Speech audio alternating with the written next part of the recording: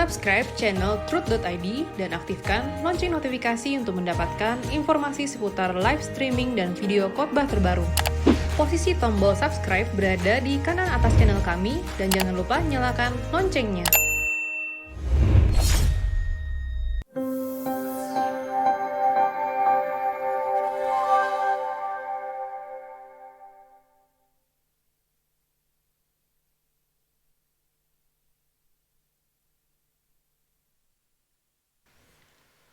Shalom Bapak Ibu, sudah beberapa waktu ini tidak ada kebaktian untuk usia indah. Ya, usia indah itu biasanya kalau sudah melewati usia di atas 55 tahun, di atas 50 tahun, di atas 60 tahun, di atas 70 tahun. Ya. Nah, kita mau berdoa dulu ya Bapak Ibu. Yuk kita berdoa sebelum mulai kebaktian ini. Mari kita berdoa. Bapa, kami bersyukur untuk acara ibadah usia indah ini. Kami bersyukur untuk kesempatan ini Bapa. Bapa menaruh perkataanmu di mulut anakmu Erastus agar menyampaikan nasihat, pesan, kebenaran kepada kami semua. Termasuk saya yang sudah usia lebih 60 tahun ini. Sudah masuk usia indah. Terima kasih Bapa, dalam nama Tuhan Yesus Kristus kami bersyukur, kami berdoa. Amin, amin. Sekalipun dagingku dan hatiku habis lenyap, gunung batuku dan bagianku tetaplah Allah selamanya. Sekalipun dagingku dan hatiku habis lenyap, gunung batuku dan bagianku tetaplah Allah selamanya.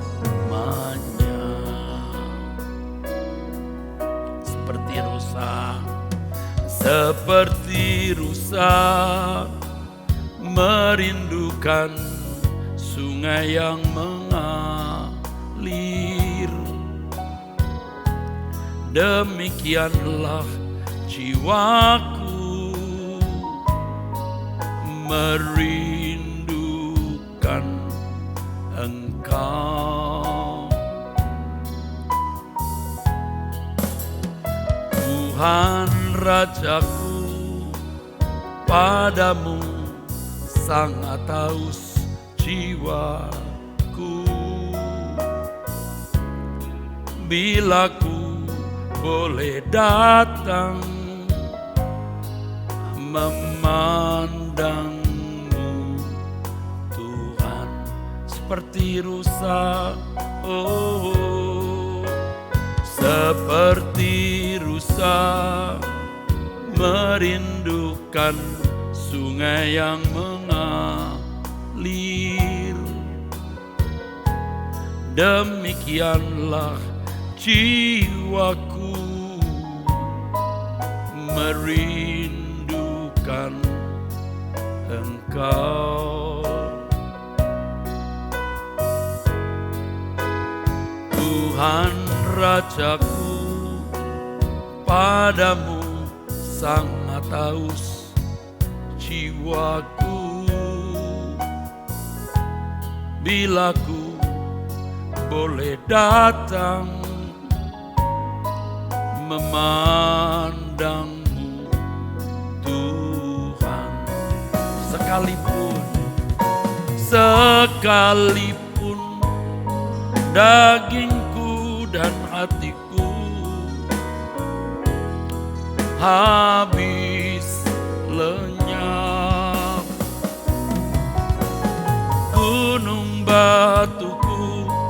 dan bagianku, tetaplah Allah selamanya. Sekalipun dagingku dan hatiku habis lenyap, gunung batuku dan bagianku, tetaplah Allah selamanya. Mari kita nyanyikan. Sekalipun dagingku dan hatiku habis lenyap, gunung batuku dan bagianku, tetaplah Allah selamanya. Tetaplah Allah, tetaplah Allah selamanya. Tetaplah Allah selamanya. Tetaplah Allah selamanya. Mari kita sembah Tuhan. Kami sembah Tuhan, kami sembah Engkau, Allah yang Maha Kudus, Allah yang Maha Tinggi. Kami sembah Engkau, Allah Bapa di sorga,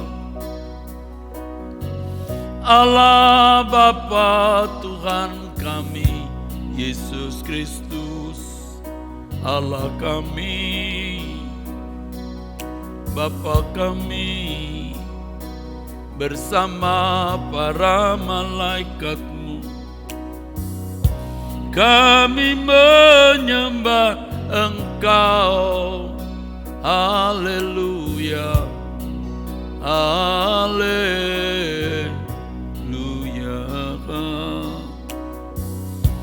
haleluya, glory.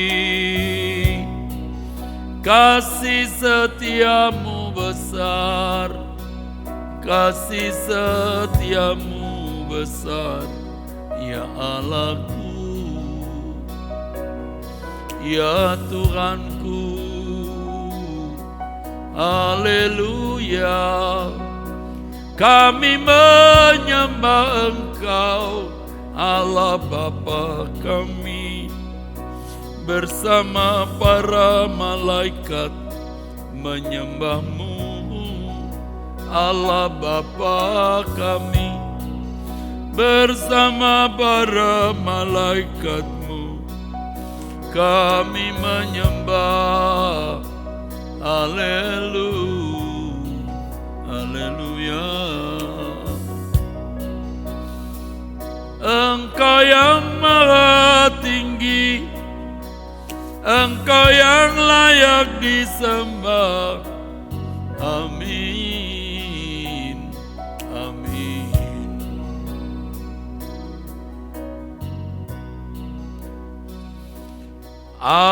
Ajaiblah Tuhan, Kau sungguh heran.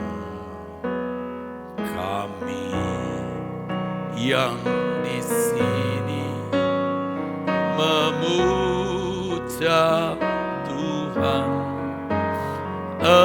Engkaulah Allah yang patut disembah.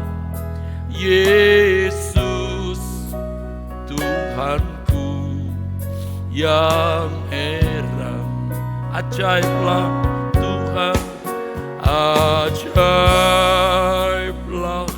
Tuhan, Kau sungguh heran.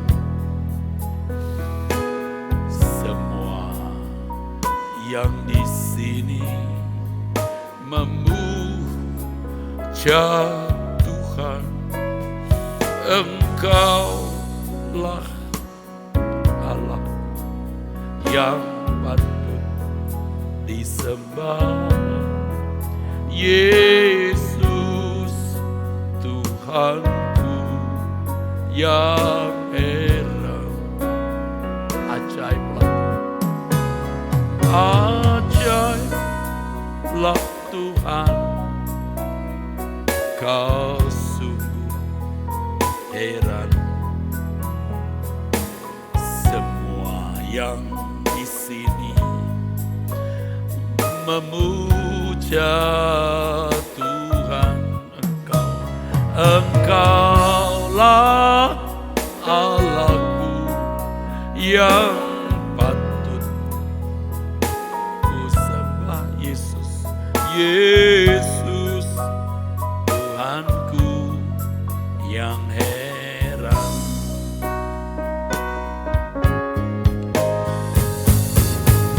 Bapa di sorga, Bapa yang Maha Kudus, kami menyembah Bapa, Elohim Yahweh, Bapa yang Maha Mulia, terpujilah nama-Mu. Aku menyembah-Mu, Bapa, bersama para malaikat. Kiranya suaraku sampai ke tahta-Mu. Ajaib. Ajaiblah Tuhan, Kau sungguh heran.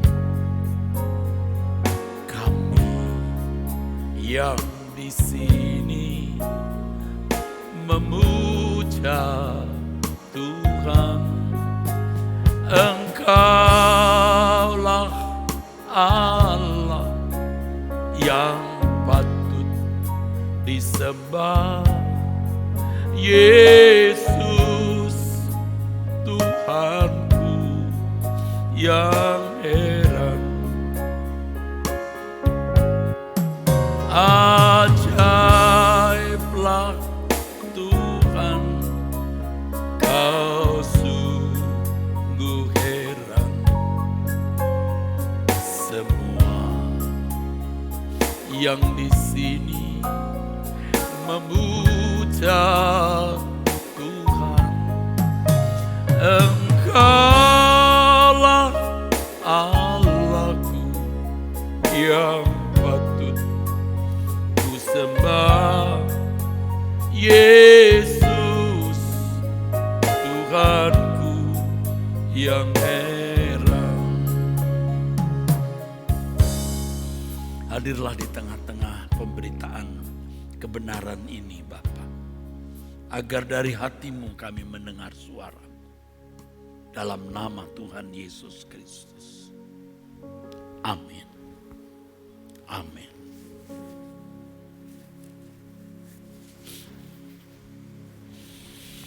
Mungkin ada yang bertanya-tanya, tema pemberitaan firman Tuhan ini adalah puncak kebahagiaan. Apa yang mau dikhotbahkan Pak Eras? Yang bertema puncak kebahagiaan ini. Saudara, saya akan menjawab satu jawaban singkat tetapi tepat. Puncak kebahagiaan kita itu satu saja, Tuhan. Nah, saudara mulai berkata, kalau begitu kami sudah tahu. Belum tentu. Belum tentu Anda sudah tahu, kalaupun Anda mengaku tahu, belum tentu Anda mengalaminya. Jangankan saudara, bertahun-tahun nih Bu, Pak, saya jadi pendeta. Ngerti juga bahwa Tuhan itu kebahagiaan kita. Tetapi sebenarnya saya tidak tahu kalau saya tidak tahu. Dan tentu juga tidak mengalaminya.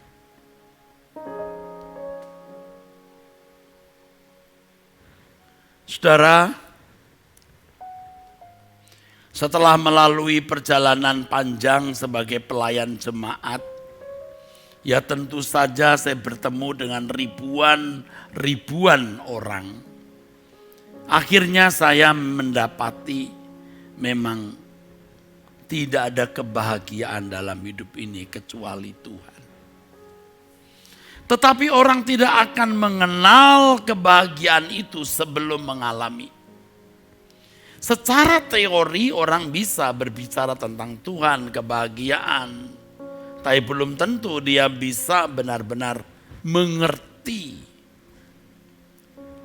bahwa Tuhan itu kebahagiaan dan pasti belum tentu mengalaminya. Mengapa saudaraku banyak orang yang tidak mengalami Tuhan sebagai kebahagiaan? Itu masalahnya. Ya. Padahal pada akhirnya semua yang kita miliki ini akan lenyap. Pada akhirnya semua yang ada pada kita tidak ada yang dapat kita bawa. Sekecil apapun, tidak ada selembar uang, sekeping uang yang kita bawa.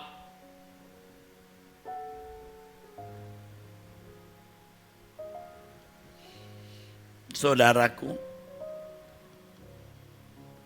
bagaimana kita bisa menjadikan Tuhan kebahagiaan kita? Itu masalahnya. Yang kita bisa memahami dan mengerti bahwa Tuhan itu puncak kebahagiaan. Nah, ini dibutuhkan keberanian, ya. Dibutuhkan keberanian. Tidak sederhana.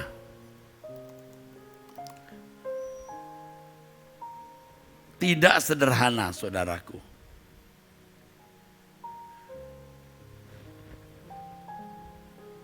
Bagaimana kita bisa menjadikan Tuhan puncak kebahagiaan kita? Siap Bapak Ibu mendengar? Ayo, saya juga sedang belajar dan indah sekali mengalaminya. Untuk bisa menjadikan Tuhan puncak kebahagiaan kita, yang pertama, jangan mempertimbangkan sesuatu, jangan memperhitungkan sesuatu sebagai kebahagiaan. Kalau orang masih memperhitungkan dan mempertimbangkan sesuatu sebagai kebahagiaan, pasti dia akan tertipu di situ. Dia akan terjebak di situ. Ya. Seperti serangga yang terjebak oleh, kalau saudara melihat laba-laba memiliki jaring itu, pasti terjebak di situ. Jangan memperhitungkan sesuatu dan memperhitungkan sebagai kebahagiaan apapun itu. Sebagai orang tua kita ingin lihat anak-anak kita sehat, sukses, cucu-cucu sehat, sukses, membahagiakan, betul. Tetapi jangan sampai kita tidak menjadikan Tuhan sebagai kebahagiaan kita satu-satunya. Kita bisa berkata, anak-anakku sukses, cucu-cucuku sukses sempurna. Tapi kalau Tuhan tidak menjadi kebahagiaanku, percuma semuanya. Akhirnya hal-hal itu menjadi berhala. Kalau pendeta, ini ironis, kebahagiaannya kelihatannya bagus, pelayanan, gereja, jumlah jemaat. Terjebak juga di sarang laba-laba, di jaring laba-laba itu. Nah, biasanya pendeta seperti ini nanti akan memanfaatkan pelayanan untuk kebahagiaannya. Dan saya sudah terjebak di situ, saudara. Giat pelayanan, sibuk pelayanan. Hati saya tidak lurus. Sekarang saya sudah bertobat. Saya sudah, kita lewati saja deh. Apapun. Saudaraku, jangan memperhitungkan sesuatu sebagai kebahagiaan. Yang pertama, keluarga. Percayalah Tuhan ingin anak-anak kita sukses diberkati, cucu-cucu kita sukses diberkati, orang-orang yang kita kasihi juga dilindungi Tuhan. Percaya Allah akan melindungi mereka. Tuhan tidak akan menyusahkan engkau, melukai hatimu dengan keadaan orang-orang yang kau kasihi gagal, rusak, sakit, menderita. Bukan, tidak akan. Asal kita benar-benar menjadikan Tuhan kebahagiaan kita, maka Tuhan pun bisa menjadikan kita kesukaannya. Aku suka dengan anak ini. Sebab anak ini tidak punya kesukaan selain diriku. Nah, kalau Tuhan Yesus berkata, jika kamu tidak membenci ayahmu, ibumu, saudaramu laki-laki, saudaramu perempuan, dan anggota keluargamu, bahkan nyawamu, kamu tidak layak bagiku. Ini bukan bermaksud kita harus mengupayakan penderitaan mereka. Sebagaimana kalau orang menaruh kebencian, mengupayakan sesuatu yang mencelakai orang lain. Tidak begitu, tidak begitu. Tetapi cinta kasih kita kepada Tuhan harus segala-galanya. Kalaupun kita mencintai pasangan hidup, anak, cucu, orang-orang yang kita kasih lainnya. Karena kita mengasihi Tuhan. Aku mengasihimu karena aku mengasihi Tuhan. Bukan terbalik, aku mengasihi engkau Tuhan karena aku mengasihi anakku. Tuhan tidak menjadi pusat kehidupan kita. Keluarga. Jangan menjadi puncak kebahagiaan. 2, harta. Harta. Nah, ini banyak orang terjebak di situ. Harta menjadi puncak kebahagiaan. Inilah yang membuat orang-orang, saudaraku, menjadi anak setan. Kenapa? Sebab kalau orang menjadikan harta itu kebahagiaan, yang terjadi adalah ini. Dia menyembah iblis. Jadi menyembah iblis bukan berarti hanya ke dukun atau ke tempat-tempat keramat. Ketika seseorang, saudaraku, menjadikan sesuatu itu kebahagiaan dalam hal materi, dia menyembah iblis. Iblis diwakili oleh harta. Iblis diwakili oleh kekayaan. Kekayaan. Maka firman Tuhan mengatakan asal ada makanan pakaian cukup. Karena Tuhan tidak ingin kita terjebak dalam dosa itu. 2, kekayaan. Ingat, kekayaan ini mamon yang tidak jujur. Tolong deh saudara ingat, saudaraku. Bahwa, saudaraku, harta yang kita miliki tidak ada yang dapat kita genggam. Yang ketiga, yang bisa menjadi kebahagiaan itu gelar, kedudukan, posisi. Gelar, kedudukan, posisi. Itu menjadi kebahagiaan dan tidak sedikit orang yang berjuang mati-matian untuk mencari gelar, berjuang mati-matian untuk memiliki kedudukan di lingkungan partai, nanti bisa menjadi pejabat pemerintah. Ia terjebak di situ, saudaraku. Kasihan, saudara. Ya, kedudukan, pangkat, gelar. 4, sanjungan manusia, pujian. Sanjungan pujian ini, saudara, bisa difasilitasi penampilan cantik, ganteng, ya, bisa difasilitasi oleh banyak hal. Pokoknya intinya nilai diri. Aduh, pendeta seperti saya sudah terjebak di situ, saudara. Makanya kalau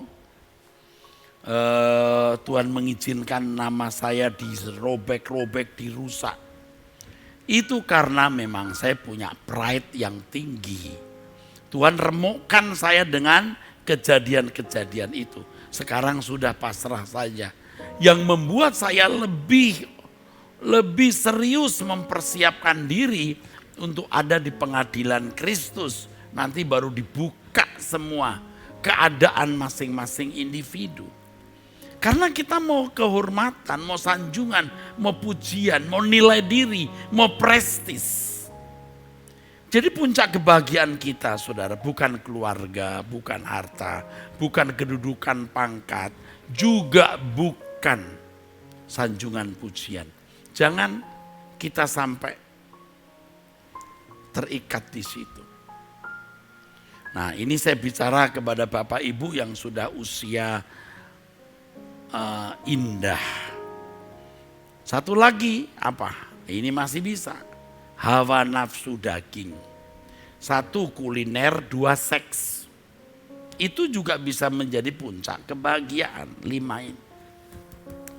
Tapi kalau Bapak Ibu sudah sepuh, sudah tua, mungkin tidak terlalu makan, sudah tidak bisa banyak, yang banyak pantangannya. Seks juga sudah mulai kurang atau tidak. Walaupun ada juga orang makin tua makin garang. Tua-tua keladi, makin tua makin menjadi. Ya. Jadi macan kumbang. Mengerikan. Tapi tidak banyak. Ya. Tetapi ini 5. Puncak kebahagiaan kita bukan pada hal-hal itu. Saudara, kita melihat ya, kita makin tua ini, Tuhan beri kita lonceng. Teng, teng, teng, teng. Lonceng pertama, rambut putih. Lonceng kedua, gigi rontok. Lonceng ketiga, rambut muka keriput. Rambut putih lalu disertai dengan rontok. Lonceng berikut sakit-sakitan. Lonceng berikut bongkok. Dan seterusnya. Itu lonceng. Nah, banyak orang sudah mendengar lonceng masih tidak siap-siap. Saya bicara ini bukan sedang khotbah di usia indah ya, kepada usia lanjut ya. Saya kalau bicara tentang mati-mati itu juga bicara kepada semua orang muda juga saya khotbahin tentang kematian kok. Ada orang yang berkata begini, Pak, apa nggak jadi bumerang tuh Bapak bicara soal mati-mati? Maksudnya apa? Kan hidup dikuasai oleh perkataan. Nanti saya jelaskan maksud hidup dikuasai perkataan itu. Perkataan yang kau ucapkan itu mempengaruhi hidupmu. Tidak secara mistik. Jadi kalau kita mudah janji, sembarangan ngomong, menentukan kualitas hidup. Hidup matimu ditentukan oleh lidah, bukan secara mistik. Kalau orang berkata aku miskin, jadi miskin bener. Kalau aku kaya, jadi kaya bener. Lulus, pokoknya lulus, belum tentu. Ini mistik namanya. Nah, lagi pula kalau saya bicara soal kematian, memang Paulus juga ngomong begitu kok. Kalau aku suruh memilih, aku memilih mati bertemu Tuhan. Ya lagi pula kan saya tidak selalu bicara kematian kan Bapak Ibu. Tetapi kematian itu realitas yang bisa kita alami kapan saja dimanapun. Biasalah, gak usah kita takut. Nah, kita itu makin tua ya harus makin berkemas-kemas. Makin menjadikan Tuhan itu puncak kebahagiaan kita. Kita belajar dari pemazmur yang mengatakan, sekalipun dagingku dan hatiku habis lenyap, gunung batuku dan bagianku tetaplah Allah selama-lamanya. Yang tadi saya nyanyikan itu. Sekalipun dagingku dan hatiku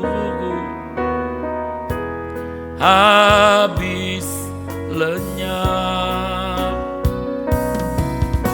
gunung batuku dan bagianku tetaplah Allah selamanya.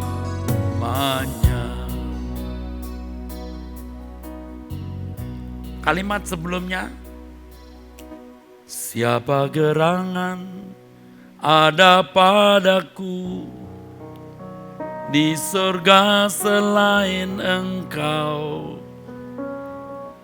Selain engkau tidak ada yang kuingini di bumi. Ini bagus loh. Bagus banget nih. Ini bagus banget saudaraku. Jadi kita makin hari itu makin menanggalkan semua keinginan-keinginan supaya kita dibawa ke puncak kebahagiaan. Jangan merasa bermilik apapun. Makanya ada satu lagu ya Bapak Ibu yang saya karang ya. Yang kalimatnya begini. Tuhan, aku rela mengosongkan bejana jiwaku ini dari segala keinginanku dan semua hasrat pribadiku. Ini kalau saya pendeta dilihat semua banyak orang menguji. Orang-orang dekat saya juga bukan orang-orang yang digaji lalu nurut buta gitu. Enggak, saudaraku. Enggak. Mereka lihat hidup saya, apa yang saya khotbahkan itu apakah sama seperti hidup saya setiap hari. Orang berkata mungkin begini, orang nurut aja kan dikasih duit Pak Eras. Enggak. Sebagian besar mereka ada yang tidak digaji, memang volunteer. Kalaupun digaji berapa sih? Nah, saya harus menjadi teladan. Maka sering saya mengatakan ikuti teladanku. Tapi orang yang tidak kenal ya hanya dengar cerita atau apalagi yang benci. Udah deh, ini Rasus ini jahat ini bandit ini manusia. Ya Tuhan yang tahu, nanti kita di pengadilan Tuhan saja ya. Tuhan, aku rela mengosongkan bejana jiwaku ini dari segala keinginanku dan semua hasrat pribadiku. Tuhan, penuhi aku dengan gairah surgawi yang suci. Perhatikan, agar apapun tak ku ingini lagi, hanya Engkau hartaku abadi. Saat ku pulang meninggal dunia menghadap Bapa, hanya Engkau yang ku miliki. Kerinduan hatiku, kehausan jiwaku, dapat ku memandang wajah. Kita harus berani, saudara. Berani mengambil keputusan bahwa kita mau pulang dengan tidak memiliki apapun. Udah biarin. Biar saja. Kalaupun kita memiliki banyak, kita bawa ini sebagai milik Tuhan. Silahkan Tuhan ambil. Ya. Mau harga diri kita dirusak, mau kita dijajatin orang, biarin. Jangan terganggu. Ya sebagai manusia kadang-kadang maknyut juga. Wah ini Rasus jahat ini, sesat ini. Ya udah deh, enggak apa-apa.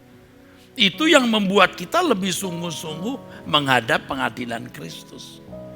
Sebab dulu kebahagiaanku adalah menjadi puncak kebahagiaan, nama baik.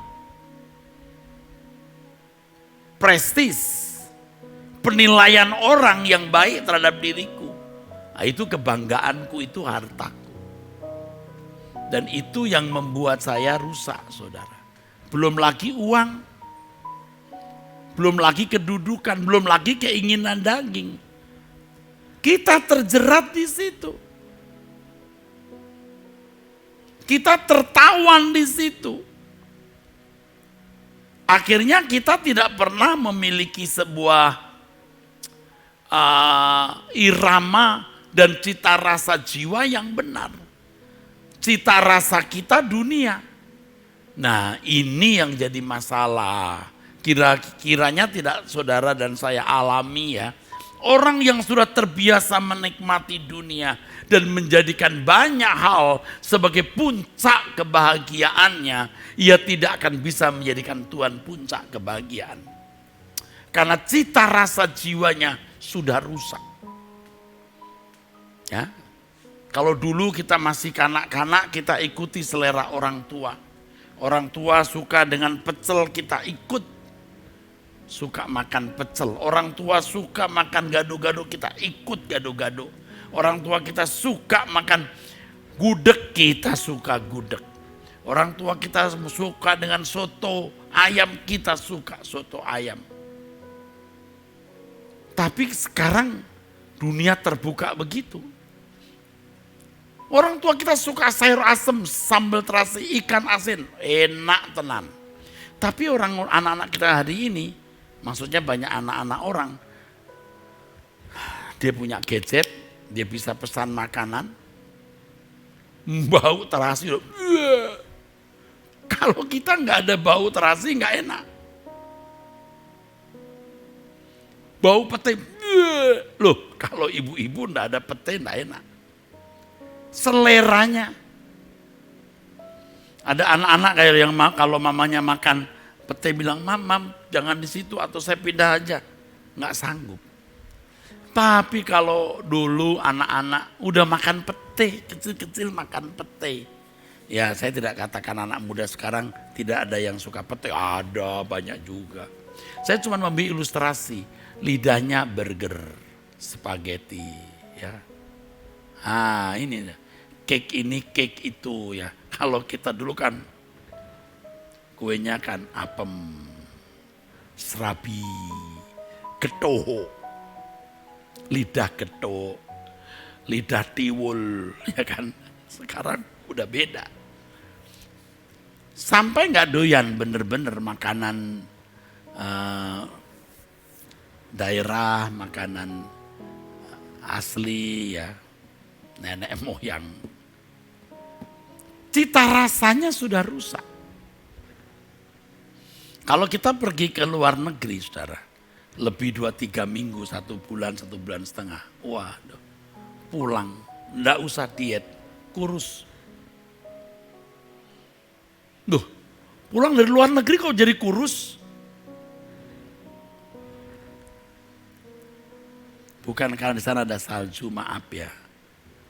Di sana tidak ada rendang Padang. Kalau ada masakan Indonesia, Chinese food rasanya tidak seperti pecenongan. Tidak seperti Chinese food di Indonesia, different. Makanya pernah kita pulang dari luar negeri, begitu mendarat di Bandara Soekarno-Hatta, pertama pergi ke restoran Padang. Padang Indonesia beda dengan Padang di luar negeri. Wah ya saudara, cita rasa, lidah, udah terbentuk, ada semacam chemistry di dalam pikiran kita. Begitu kita membayangkan kata rendang, langsung nyambung ini. Nyambung. Gudeg, soto ayam, nyambung ini. Ada chemistry ya di dalam tubuh kita yang nyambung antara pikiran dan lidah. Demikian pula di dalam kehidupan rohani, saudara. Aduh, begitu dengar Tuhan, segalanya bagiku. Lebih baik 1 hari di pelataran rumah Tuhan daripada 1000 hari, 1000 tahun di luar pelataran Tuhan. Iya kan saudara? Kenapa bisa begitu? Karena Tuhan menjadi puncak kebahagiaan kita. Jangan menjadikan keluarga, harta, pangkat gelar, ya, pujian sanjungan manusia, keinginan daging sebagai puncak kebahagiaan. Oleh sebab itu saudara, untuk bisa menjadikan Tuhan puncak kebahagiaan kita, kita harus hidup tidak bercacat, tidak bercela. Karakter kita harus dibentuk. Sebab tidak mungkin orang bisa menikmati Tuhan dan bisa dinikmati Tuhan dengan karakter yang buruk.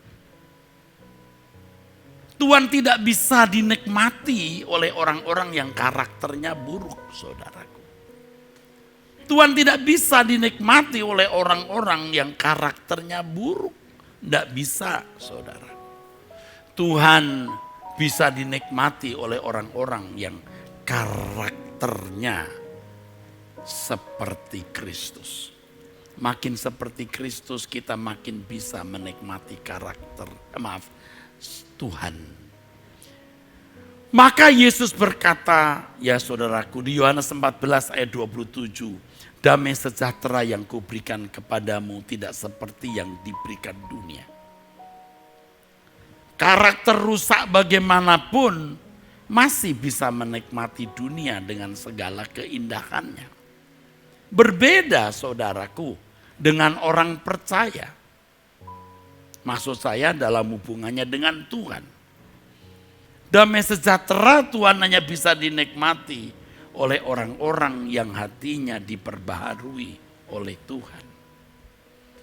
Ya saudaraku, harus mengalami pembaharuan seiring dengan karakter orang itu makin seperti Kristus.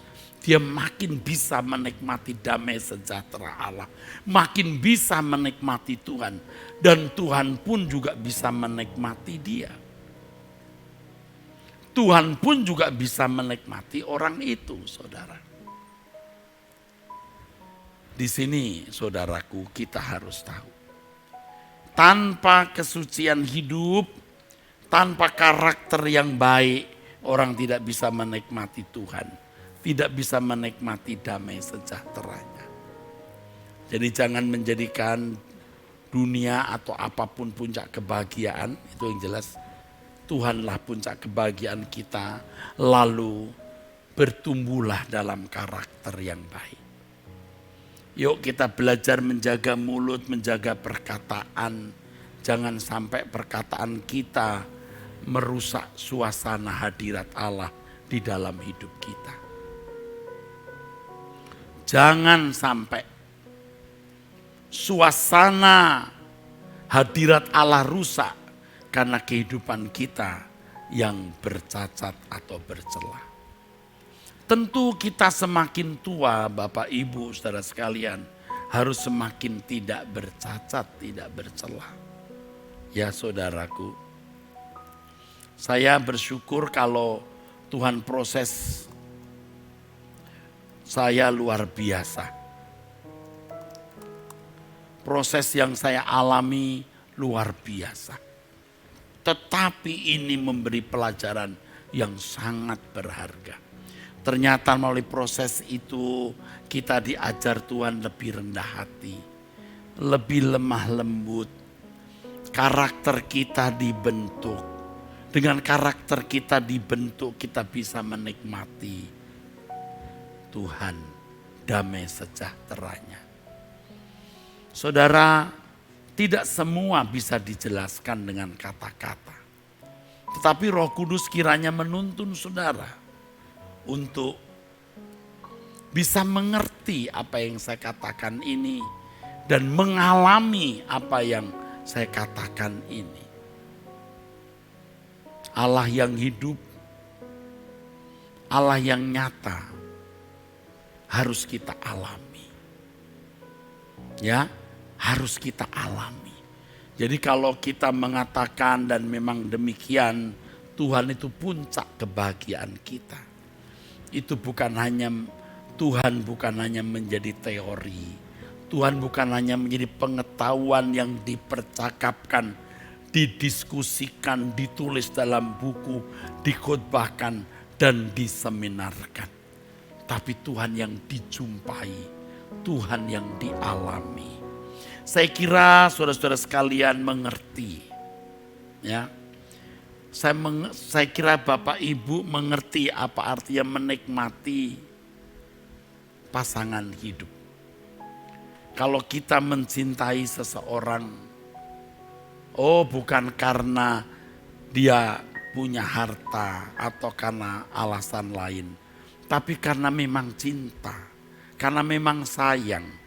Kalau kita dekat dia, kita menikmati dia. Kehadirannya itu dinikmati. Ada semacam ikatan adikodrati yang tidak bisa dibahasakan dengan bahasa manusia. Ada sebuah ikatan. Nah, Allah yang hidup, mestinya Allah yang bisa kita rasakan kehadirannya. Ya, dengan kehadiran Tuhan yang benar-benar kita rasakan, Allah yang nyata itu baru bisa kita nikmati. Jadi kalau kita mendengar firman Tuhan, kecaplah Tuhan. Maksudnya apa? Bukan kecaplah berkatnya karena punya uang, rumah, mobil dan berbagai fasilitasnya. Kecaplah Tuhan yang baik itu. Tuhan dikecap, Tuhan yang baik, bukan berkatnya, Tuhan pribadi. Maka Tuhan harus dialami.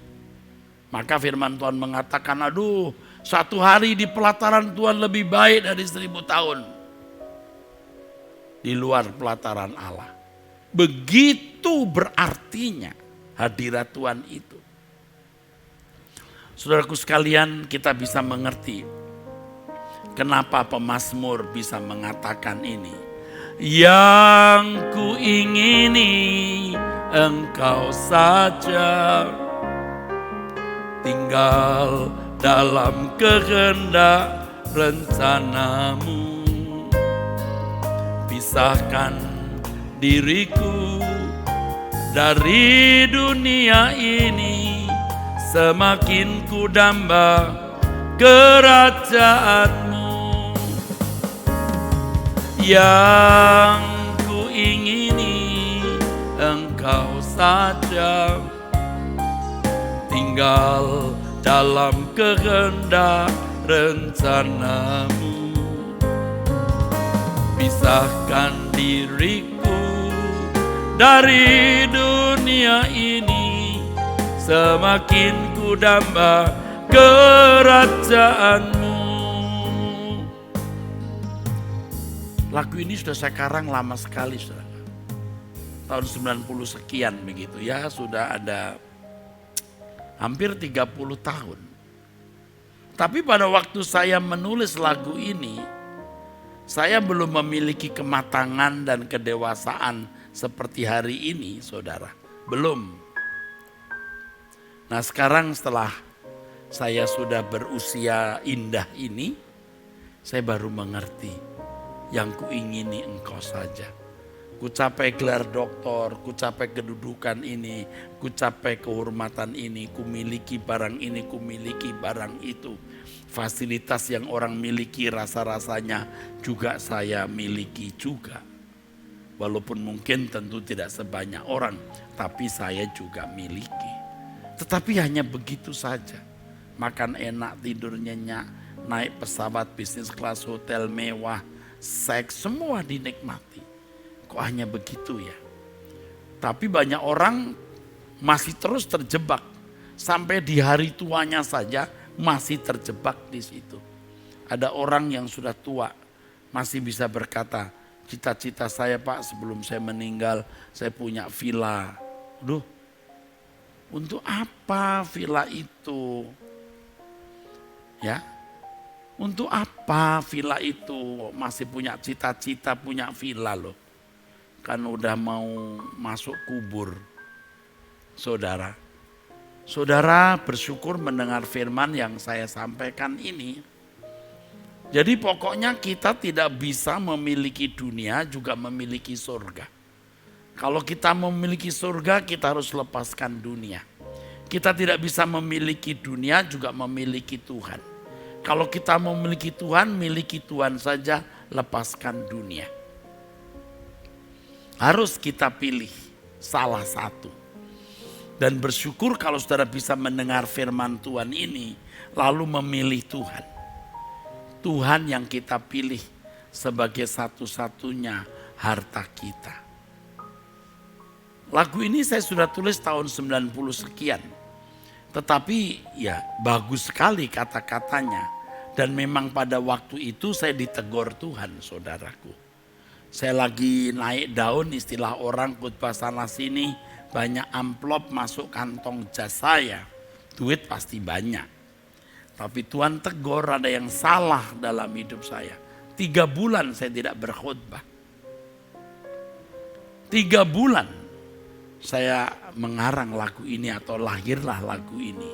Pulihkan aku Tuhan dalam sisa hidupku ini. Segarkan jiwaku selalu oleh kuasa firman dan Roh-Mu. Ubah hatiku Tuhan untuk lebih mengasihi-Mu, mengutamakan Kau Yesus lebih dari dunia ini. Yang ku ingini Engkau saja, tinggal dalam kehendak rencana-Mu. Pisahkan diriku dari dunia ini, semakin ku damba kerajaan-Mu. Oh Tuhan Yesus, kerinduan hatiku, mutiara tak ternilai harta milikku. Keindahan-Mu memudarkan dunia, di mata-Mu, di mataku Engkau termulia. Saya dulu sering robah, di mata-Mu aku berharga.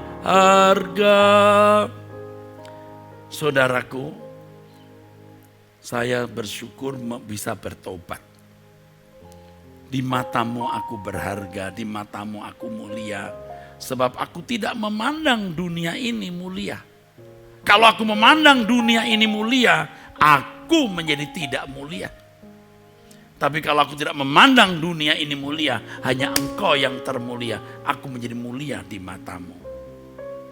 Orang yang menjadikan Tuhan puncak kebahagiaannya adalah orang yang dijadikan Tuhan juga kesukaannya. Yuk, kita menjadi orang-orang yang dinantikan oleh penghuni surga. Ya, ayo kita menjadi orang-orang yang dinantikan oleh penghuni surga. Bukan saja kita yang menantikan Tuhan, tetapi juga Tuhan menantikan kita.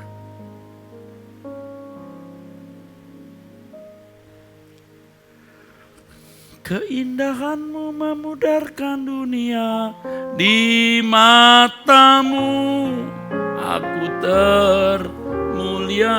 Maksud saya, di mata-Mu aku mulia, di mata-Mu aku berharga. Sampai kita ditunggu oleh penghuni surga. Yang satu ini loh, ditunggu. Kenapa? Karena pujian kita sampai ke tahta Allah. Penyembahan kita sampai ke tahta Allah setiap hari. Lalu Tuhan senyum. Kalau malaikat tanya, kenapa Tuhan senyum? Aku lihat anakku itu. Aku senang lihat dia. Dia menghormati aku. Tidak memandang dunia sebagai keindahan. Oh, luar biasa saudaraku. Kalau kita bisa berkata, yang ku ingini Engkau saja, tinggal dalam kehendak rencana-Mu. Pisahkan diriku dari dunia ini, semakin ku damba kerajaanmu. Loh, kalau sampai kita berkata yang ku ingini engkau saja, Tuhan tersanjung. Loh, Tuhan tersanjung Bapak Ibu. Kalau sampai kita bisa berkata yang ku ingini engkau saja, Tuhan tersanjung. Keindahanmu memudarkan dunia, di matamu aku mulia, di matamu aku berharga. Waduh, indah banget saudaraku. Usia Indah harus tetap makin giat mencari Tuhan. Truth ID diikuti terus Bapak Ibu. Khotbah hari Minggu pagi sore, ya kalau ibu-ibu hari Senin jam 2 ada wanita surgawi, ya.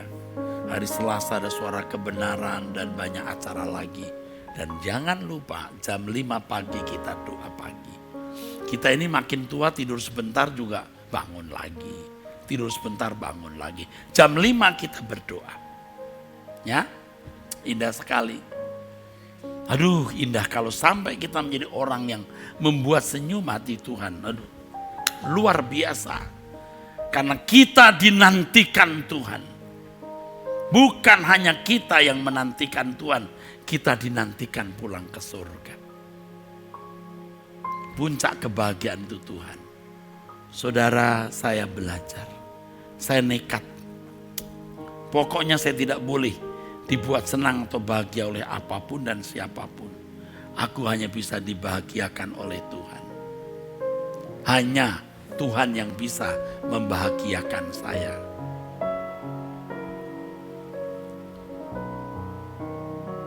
Ya.